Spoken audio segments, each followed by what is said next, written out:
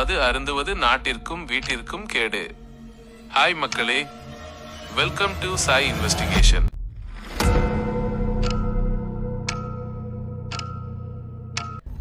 நம்ம சேனலில் அமானுஷ்யம் மற்றும் அதி பயங்கரமான உண்மை பேய் நிகழ்வுகளைத்தான் தொடர்ந்து பார்த்துட்டு இருக்கோம்.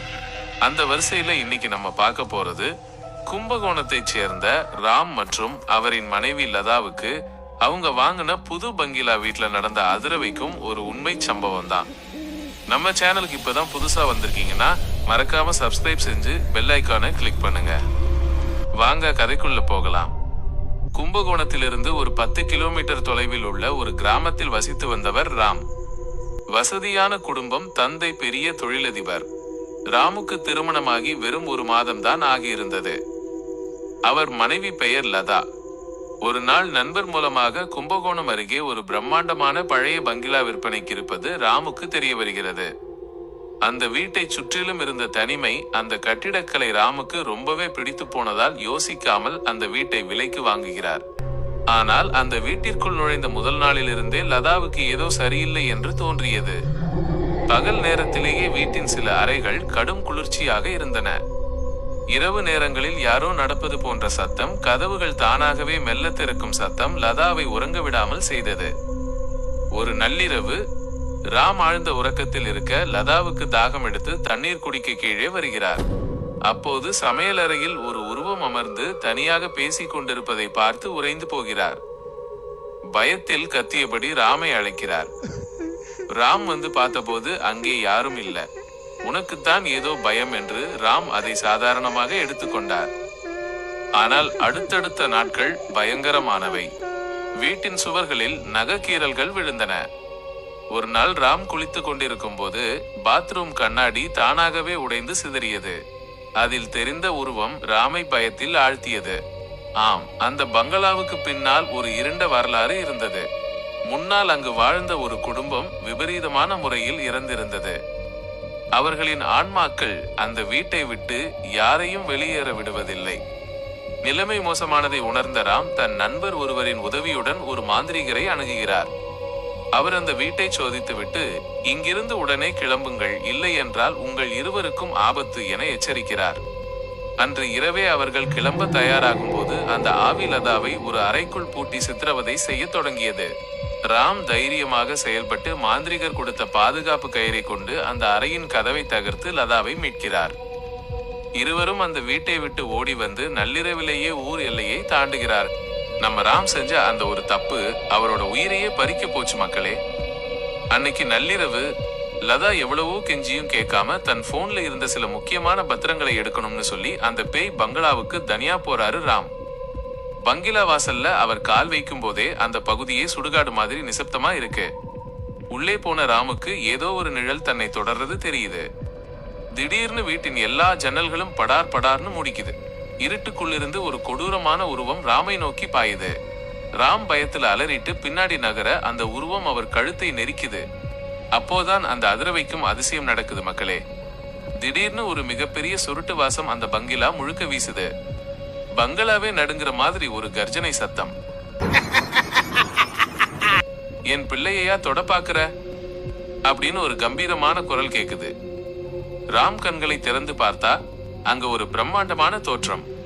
சுமார் 10 அடி உயரத்துல முறுக்கு மேசையோட, கையில் பெரிய அருவாளோட, வாயில் சுருட்டை பிடிச்சுக்கிட்டு அந்த பங்களாவையே அதிர வைக்கிறாரு கம்பீரமான கருப்பசாமி. அவர் கண்ணுல இருந்த அந்த ஆக்ரோஷத்தை பார்த்தே அந்த பேய் பயத்துல காணாம போயிருச்சு.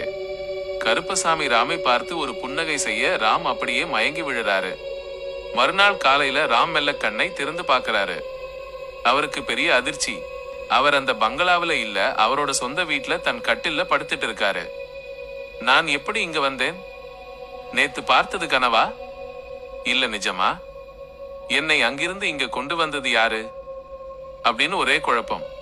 அன்னைக்கு நள்ளிரவு ராம் தூங்கிட்டு இருக்கும்போது அவர் கனவுல அதே கருப்பசாமி வர்றாரு.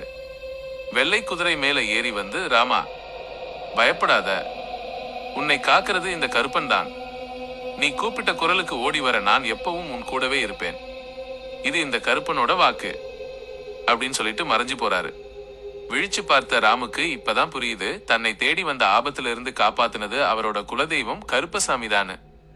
கனவுக்கு பிறகு ராம் அப்படியே உறைந்து போயிட்டாரு மக்களே. ஆனா கதை இதோட முடியல. அந்த கருப்பனோட வாக்குக்கு அப்புறம் ராம் வாழ்க்கையில சில மாற்றங்கள் நடக்க ஆரம்பிச்சது. அந்த பங்களாவுல இருந்த அந்த தீய சக்தி ராமை அவ்வளவு சீக்கிரம் விட தயாரா இல்லை. ராம் தன்னோட வழக்கமான வேலைகளை பார்க்க ஆரம்பிச்சாலும் சில நேரங்கள்ல அந்த பழைய பங்களாவோட வாசனை அவரை துரத்திக்கிட்டே இருந்தது. ஒரு நாள் சாயங்காலம் லதா சமையல் செஞ்சுட்டு இருக்கும் போது திடீர்னு வீட்டுக்குள்ள ஏதோ ஒரு நிழல் வேகமா போறத பாக்குறாங்க. பயத்துல லதா கத்த ராம் ஓடி வர்றாரு. அப்போ சமையலறையில் இருந்த பொருட்கள் எல்லாம் தானா காத்துல மிதக்க ஆரம்பிக்குது. ஏய் கருப்பா, எங்களை விட்டுடு அப்படின்னு ராம் கத்த அந்த பேய் உருவம் ஒரு விகாரமான சிரிப்போட உன்னை காப்பாத்துன அந்த கருப்பன் இப்போ எங்க இருக்கான் சொல்லி ராமை தரதரன்னு இழுத்துட்டு போய் செவத்துல மோத வைக்குது. ராம் ரத்த காயத்தோட துடிக்கிறாரு. லதா பயத்துல அழுகுறாங்க. அப்போதான் ராமுக்கு ஒண்ணு ஞாபகம் வருது.